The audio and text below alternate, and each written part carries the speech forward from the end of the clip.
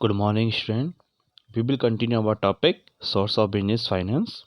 अभी तक हमने बिजनेस फाइनेंस में रिटेन अर्निंग और ट्रेड क्रेडिट पढ़ा हुआ था।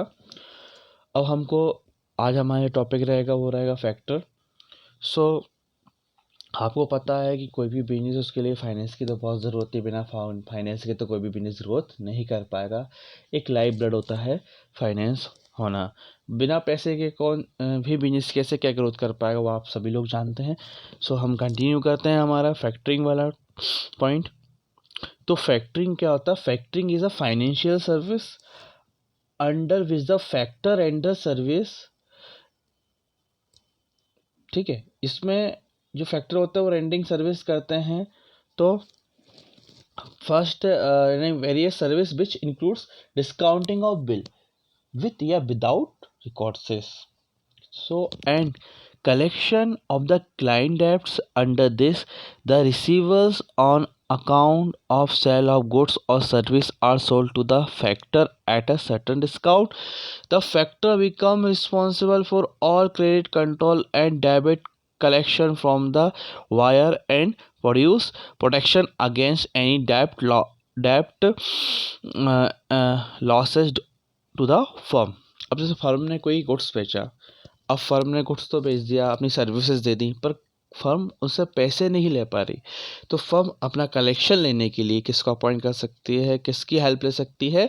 फैक्टर की हेल्प ले सकती हो। ये फैक्टर कुछ अमाउंट लेके यानी कि कुछ जो भी चार्जेस लेके इन लोगों के लिए कलेक्शन प्रोवाइड करता है। एक तरीके से इनकी सारी की सारी पूरी रिस्पॉन्सिबिलिटी कलेक्शन की, बैड डेब्ट्स की इन्हीं की हो जाती है, फैक्टर्स की। तो कुल मिला के क्या है कि फर्म के कलेक्शन को लिए, किसके लिए? फर्म का कलेक्शन नहीं हो पा रहा है तो हम किसकी हेल्प ले सकते हैं? फैक्टर की।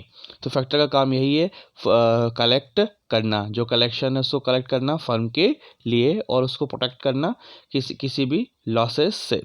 तो there are two method of factoring है, records and non records. Under records factoring the client is not protected against the risk of bad debts. तो जो अंडर रिकॉर्ड्स है उस मेथड्स में क्या रहेगा आपका कि जो क्लाइंट है वो प्रोटेक्टेड नहीं रहेगा उसके रिस्क ऑफ बैड डेब्ट्स, जो बैड डेब्ट्स रहेंगी। On other hand the factor assume the entire credit risk under non recourse factoring. Full amount of invoice is paid to the client in the event of the bad debts becoming डेब्ट। तो इसमें पूरी की पूरी आपकी risk cover रहेगी और पूरा का पूरा अमाउंट आपको पे करना पड़ेगा क्लाइंट को अगर वो अमाउंट बैड डेब्ट्स हो गया है। तो ये था हमारा फैक्टरिंग। क्या काम करता है? कलेक्शन लेने के लिए। अगर फर्म ने किसी को गुड्स बेचा है, वो वहाँ से पैसे नहीं दे पा रहा है, किसी वजह से पैसे के लिए डिनाई कर रहा है, तो फैक्टरी की हेल्प ले सकती है। Providing information about the credit वर्थनेस of prospectus clients etc. factor hold large amount of information about the trading history of the firm.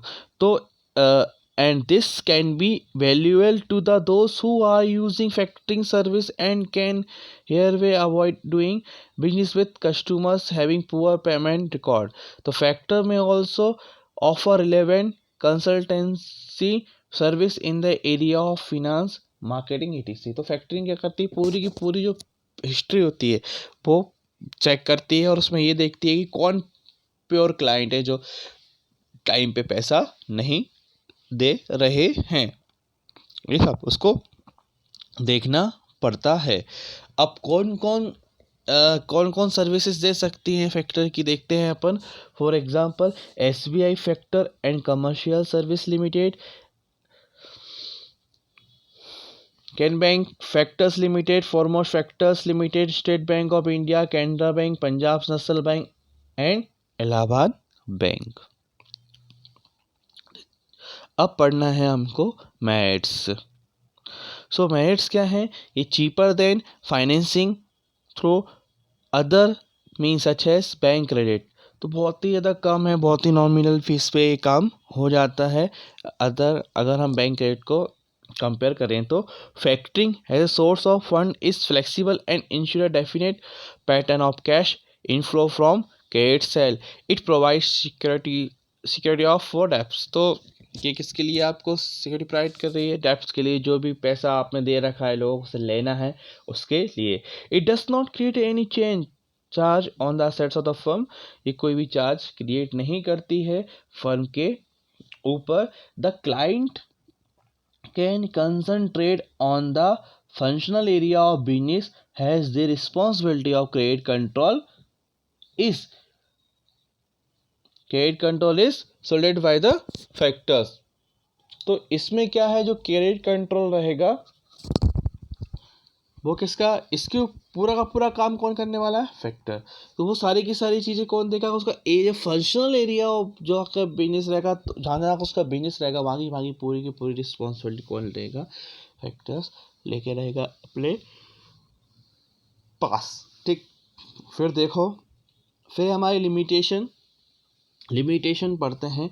This source is expensive when the invoice are numerous and small in amount. तो ये बहुत expensive हो जाता है जब बहुत ज़्यादा invoice होते हैं और उनकी अमाउंट कैसी होती है? सिमिलर, स्मॉलर होती है, छोटी छोटी अमाउंट्स होती हैं, तब जाके ये हो जाता है। मतलब एक तरह के एक्सपेंसेस पड़ता है ये हमें। The advance finance provided by the factor firm is generally available at a higher interest cost. The factor is a third party to the customer who may not feel comfortable while dealing with it। तो factor क्या होता है? Third party होती है। तो customer एक तरीके से अच्छी डील नहीं कर पाता, एक अच्छी फीलिंग नहीं आती।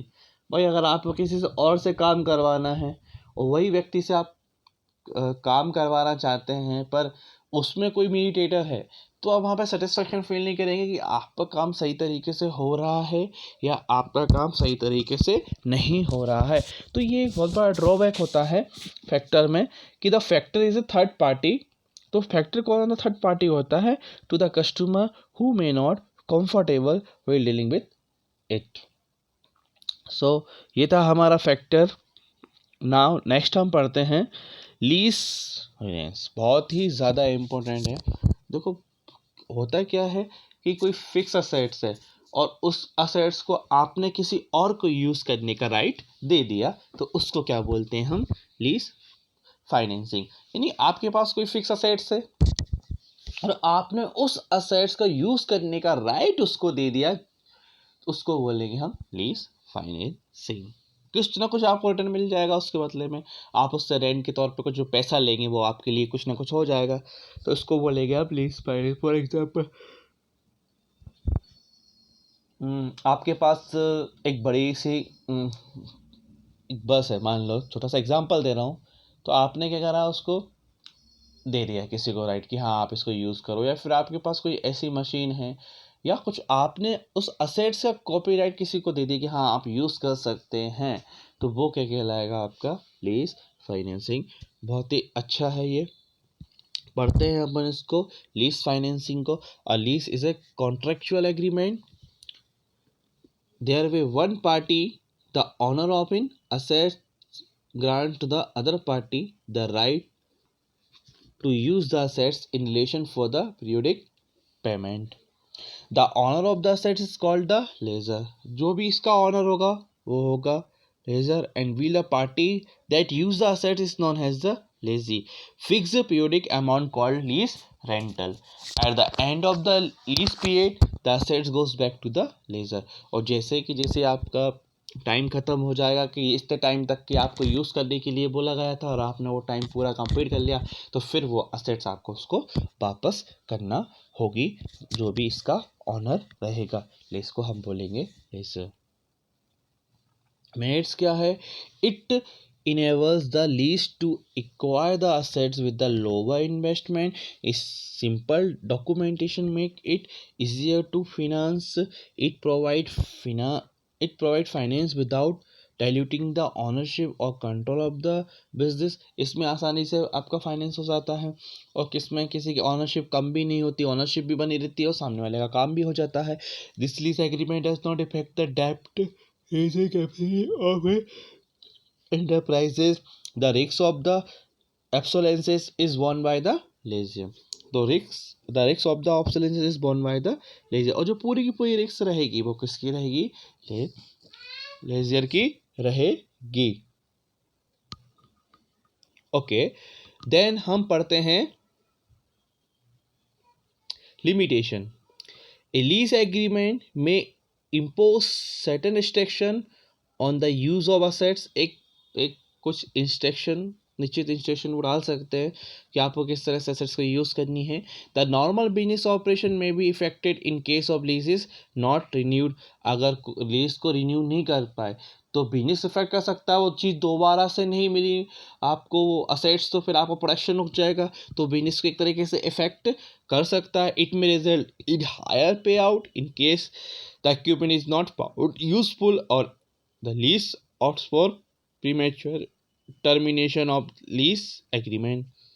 the lease never become the owner of the। तो लीजी जो एक तो क्या है कि अगर उसने जो असेट्स खरीद लिया वो यूजेस में नहीं आई तो उसके लिए वो महंगी पड़ सकती है, और जो लीजी रहेगा वो कभी भी असेट्स का ऑनर नहीं बन पाएगा, क्योंकि उसने लीज पे ली, सिर्फ यूज़ करने के लिए ली। तो ये तो एक तरीके से इसकी लिमिटेशन है, ड्रॉबैक है। और ऑब्वियसली उसने उसे परचेज तो किया नहीं, रेंटल पे लिया, तो वो उसका ऑनर कैसे बनेगा। और दूसरा, अगर वो असेट्स आपने ले ली पर आपका इतना यूजेस में नहीं आ रही तो ये आपको एक तरीके से महंगी भी पड़ सकती है। नेक्स्ट टर्म है हमारा पब्लिक डिपॉजिट। तो बहुत इंपॉर्टेंट टर्म है हमारी। The deposit that are raised by organization directly from the public are known as public deposit. जो पैसा आप डायरेक्ट पब्लिक से ले रहे हो, किसी वजह से रेज कर रहे हो, उसको क्या बोलेंगे हम? Public deposit. किससे लेना? पब्लिक से लेना। इसको क्या बोलेंगे हम? Public deposit. The rate of interest offered on public deposit are usually higher than the offered on bank deposit. जो बैंक डिपॉजिट से हायर रही, any person who is the interested in depositing money in a organization can do so by filling up a prescribed form।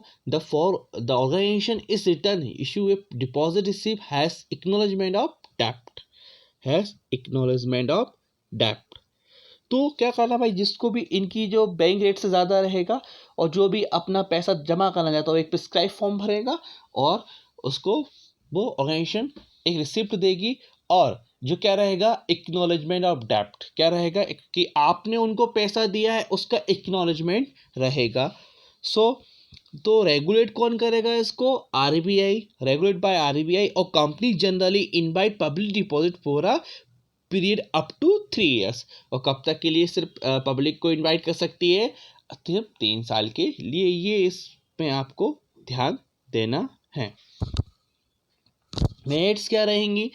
The procedure of obtaining deposit in is simple and does not contain restrictive condition as are generally there is in loan. तो जो lawn में condition होती है वो इसमें यहाँ कभी कोई कंडीशन नहीं होती, आसानी से सब काम हो जाते हैं। एग्रीमेंट, जो लॉन एग्रीमेंट में आपका जो कंडीशन लिखी रहेंगी वो इसमें नहीं, इतनी डिफिकल्ट कंडीशन नहीं होती हैं। Cost of public deposit is generally lower than the cost of borrowings. Public deposit do not usually create any charge on the assets of the company. कोई भी पब्लिक डिपॉजिट अननेसेसरी कोई charge नहीं करती assets के ऊपर। As the depository do not have voting right, the control of the company is not diluted. तो depository के पास कोई भी है ना वोटिंग राइट नहीं होता, जिससे कोई कंपनी का कोई कंपनी कंट्रोल है वो डाइल्यूटेड हो। इनके पास कोई वोटिंग राइट नहीं होता। जो पब्लिक डिपॉजिटर्स रहते हैं इनके पास किसी प्रकार का कोई वोटिंग राइट नहीं रहता है। Limitation, the new company generally find it difficult to raise fund through public deposit. कोई नई कंपनी है वो इजीली तो फाइंड नहीं कर पाती कि हाँ भाई पैसा उसको पब्लिक से, क्योंकि पब्लिक को उसको बिलीव नहीं होता। सबसे बात पहला जिससे उनको पैसा चाहिए उसको विश्वास देना होता है कि हाँ आपका पैसा सेव है। It is a unreliable source of finance has the public may not response. एक अनरिलायबल है, पब्लिक अभी रिस्पॉन्स नहीं करती है। कलेक्शन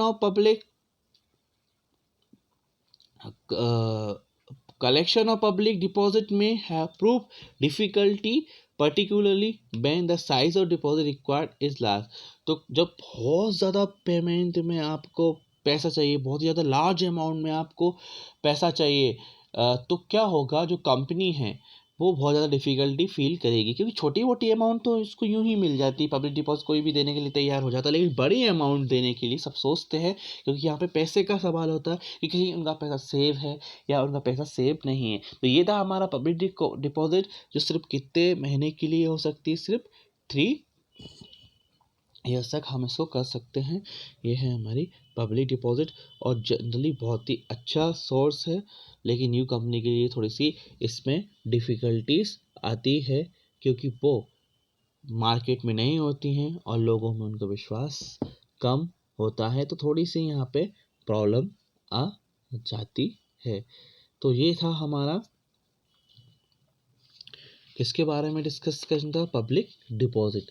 तो पब्लिक डिपॉजिट क्या होती है और इसको कौन रेगुलेट करता है, आपको पता है कौन रेगुलेट करता है इसको, RBI, reserve bank of India.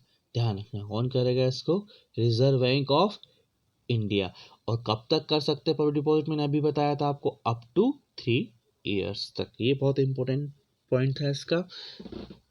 Public deposit किससे लिया जाता है, पब्लिक से। दूसरा कब तक लिया जाता है, 3 साल के लिए। और रेगुलेट कौन करता है, RBI इसको रेगुलेट करती है। बस ये 3 पॉइंट्स आपको बहुत इंपॉर्टेंट। फिर आपको नेक्स्ट टर्म है commercial paper.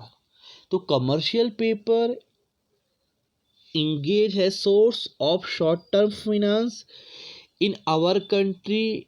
In the earlier 90s, commercial paper is an unsecured promissory note issued by firm to raise fund for a short period, varying from 90 days to 64 days. It is issued by one firm to other business firm. So commercial paper एक तो unsecure promissory note होता है, और वो issue किया जाता है एक फर्म से दूसरी फर्म को शॉर्ट टर्म के लिए पैसे रेस करने के लिए। और इनका जो पीरियड रहेगा वो 90 डेज से 64 डेज रहेगा। एक फर्म दूसरी फर्म के लिए कर सकती है, इनका जो पीरियड्स रहेगा वो 90 डेज से लेके 364 डेज तक रहेगा। The amount raised by the CP generally very large amount होती है, और इसको भी कौन रेगुलेट करता है, आपका RBI। तो एक अनसिक्योर्ड प्रॉमिसरी नोट होता है, इस तरह से आपने अकाउंट्स में पढ़ा हुआ है, बिल ऑफ एक्सचेंज, उसमें जो आपने प्रॉमिसरी नोट पढ़ा है उसी तरह का एक प्रॉमिसरी नोट होता है, जिसका पीरियड होता है 90 दिन से लेके 364 दिन तक। और जो अमाउंट रेस होती है बहुत ज़्यादा लार्ज अमाउंट होती है, और इसको रेगुलेट कौन करता है, RBI करता है। क्या बोलते हैं हम इसको, कमर्शियल पेपर। सो हम पढ़ते हैं इसकी मेरिट्स। तो commercial paper is sold on in unsecured basis and does not contain any restrictive condition। एक अनसिक्योर्ड बेसिस पे हम इसको क्या करते हैं, सोल्ड करते हैं, पर इसके लिए कोई रिस्ट्रिक्शन नहीं है कि एक पर्टिकुलर रिस्ट्रिक्शन हो, कोई कंडीशन हो, कुछ भी ऐसा नहीं है। Has it is a freely transferable instrument, it has high liquidity. ये किसी को भी ट्रांसफ़र कर सकते हैं, फ्री ट्रांसफरेबल है। आज किसी और के पास है, कल किसी और के पास, जिसके पास होगा हमको उसको पैसे का देने को रहेगा। It's provide more funds compare to the other sources. A commercial paper provide a continuous source of fund.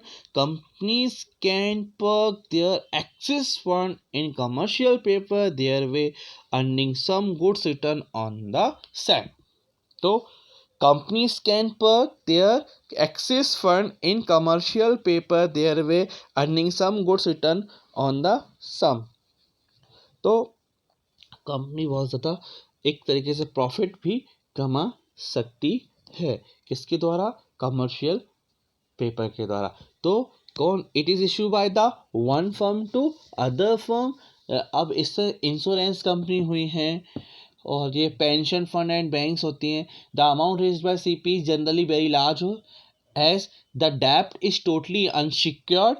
ध्यान रखना, अमाउंट कैसी रहेगी, लार्ज रहेगी, डेप्ट कैसा रहेगा, अनसिक्योर्ड रहेगा। The firms having good credit rating can issue the CP, यानी कि आपका commercial paper. It's regulate comes under the review of the RBI, reserve bank of India, जिसको हम बोलते हैं RBI।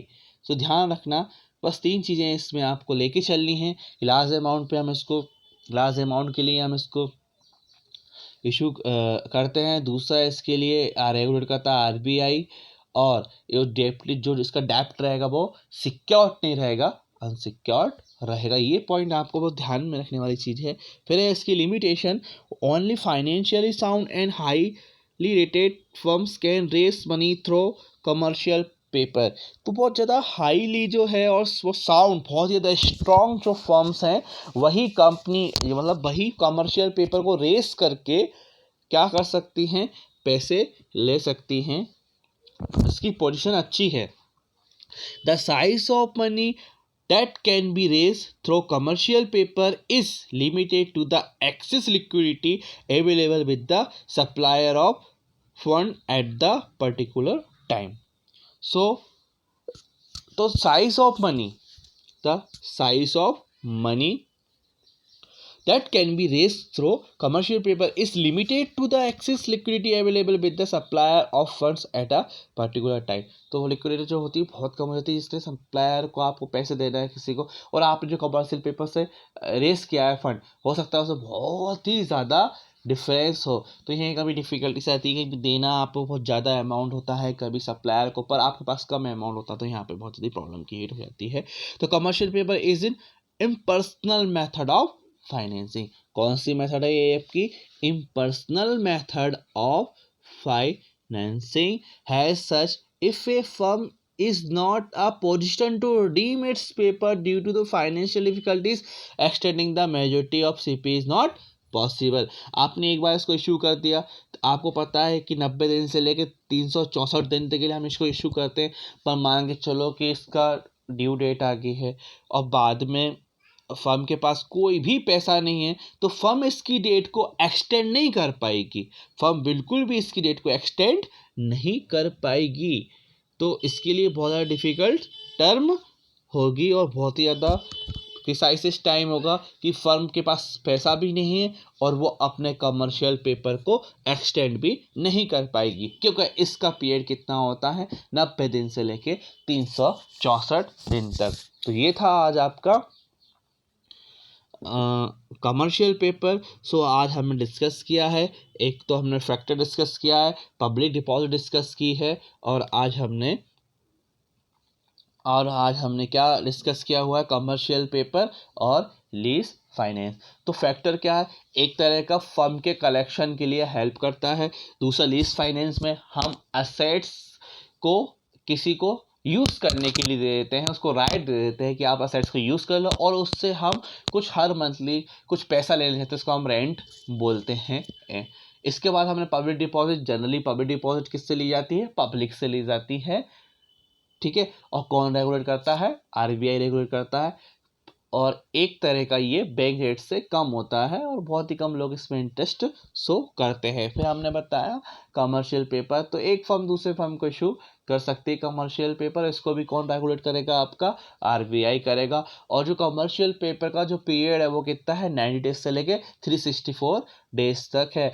और इसके जो कमर्शियल पेपर है इसको हम ड्यू डेट के बाद एक्सटेंड नहीं कर सकते कि हम इसको बढ़ा दें कि भैया अभी हमने इतने दिन के लिए दिया था, अब हम और दिन बढ़ा देते हैं। ये इसका बहुत बड़ा ड्रॉबैक होता है जो एक फर्म के लिए बहुत बड़ी डिफिकल्टीज पैदा कर देता है। तो ये था आपका कमर्शियल पेपर। तो आज आपको ये बहुत अच्छी तरीके से समझना है कि कौन सा फाइनेंस किस बिजनेस के लिए बहुत ज़्यादा इम्पोर्टेंट होता है और किसके लिए नहीं होता है। Thank you and happy study.